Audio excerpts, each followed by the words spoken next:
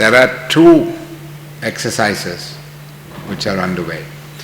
One is the on-site examination report on perpetual treasuries undertaken by the non-bank financial institutions department of the central bank, and that report was presented to the Monetary Board yesterday. The Monetary Board had a discussion on that report. It has requested various departments of the central bank to undertake more work in specific areas to enable the Monetary Board to take an informed decision as to what the Monetary Board feels should be done in relation to the findings of the on-site report.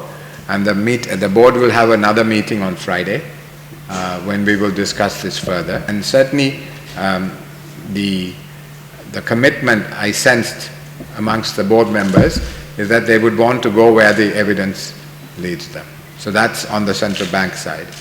The COPE report, of course, is a part of obviously a parliamentary process. So Parliament and the government would need to decide what to do with that report. So that will be a separate exercise. And we haven't seen the full COPE report as yet, the annexures, etc. When that comes out, I expect the Monetary Board would want to have a look at that and see whether there are implications for the central bank there as well. So there are these two processes which are underway. I mean, obviously, this is not a desirable set of circumstances, but the number of measures have already been taken. I think there have been 3 press releases where we've set out steps taken by the central bank. For instance, the EPF is no longer trading in the secondary market. We've got this Bloomberg screen. These are all things related to the secondary market, to the Bloomberg screen for all inter-primary dealer trades and all other deals. Anything above 50 million rupees has to be recorded within half an hour. So there are a whole lot of measures we've taken to increase transparency. There are also now a pre-bid briefing before now the primary auctions. I'm turning to the primary auctions. There are pre-bid briefings for all the primary dealers, and there is an auction calendar, and also the central bank will not accept more than the offered amount. They may take less if they feel the rates are too high, but they won't take more than what was offered in any particular auction. We are also working on a new auction system, which will be more robust and less easy to manipulate. And there we've got assistance from the World Bank and the IMF also. We have proposed a system. We are now getting them to come and have a look at it, because there are some people there who are kind of worked in many countries, and they're global experts in terms of government securities markets. So we're getting an input from them, and we hope within the next couple of months to have a new system for the primary auction as well, which will be more robust. So we are constantly working on improving our systems, our processes.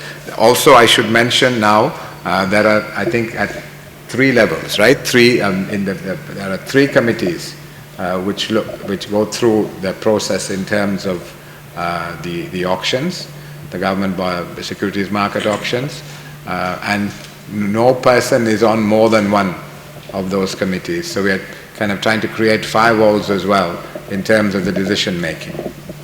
The three committees: Domestic Debt Management Committee, then there is a technical committee, and thirdly it's the tender board. And finally, the governor has to sign off on the outcome of the auction.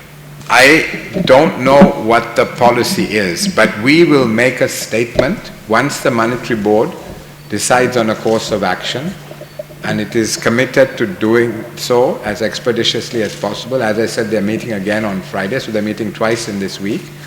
And once we have a course of action plotted out, we will certainly make a statement as to what that is. What I really had in mind was that I think we have set up an enforcement division, and we want to be more aggressively prosecute wrongdoing. Perhaps the central bank could have done a bit more on that front. So we want really to change the whole culture there. We are looking at various ways of trying to resolve some of the outstanding issues, and in parallel with that, to be more persistent and concerted in our efforts to prosecute wrongdoing. I don't think, to the best of my knowledge, the central bank can impose restrictions on how much profit is made or how that profit is used. If the profit has been made through illegal practices, then the central bank can take certain action against, say a primary dealer has violated, has perpetrated some violations. The central bank can then take action against the party concerned. And equally, if there is some criminal aspect to the transaction, then the law enforcement authorities can prosecute those people. So